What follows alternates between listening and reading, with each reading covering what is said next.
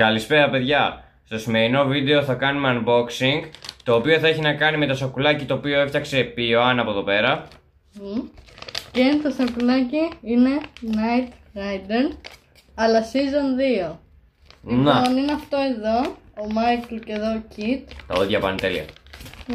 Και εδώ δείχνει τι μπορούμε να τύχουμε. Τα δείχνει τα δείχνει σε αυτούς. Απλά πες. Έχουμε 99% να τύχουμε Michael's Bad Twin, που είναι ο αδερφός του Michael, αλλά κακός. Και είναι twins. Devon Miles το αφεντικό. April, αυτή που φροντίζει τον Kit, αλλά στη season 2 υπάρχει και η Bonnie.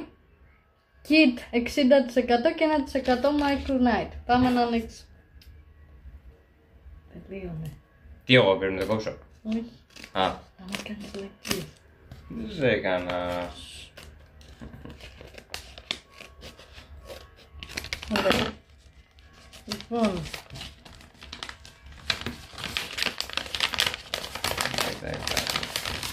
Δύο σακουλάκια. Και έχουμε. Ποια έχουμε? April. Έχουμε την April, αυτή που φροντίζει τον Kit. Πάμε πρώτα να την ανοίξουμε. Εδώ μέσα έχει το squish της April. Ότου. But what the hell is that? Κοιτάζει αλλού στη φωτογραφία. Κοιτάζει τον Kit. Ναι, αυτή είναι η April. Να, side-eye moment. Like όποιος την ξέρει.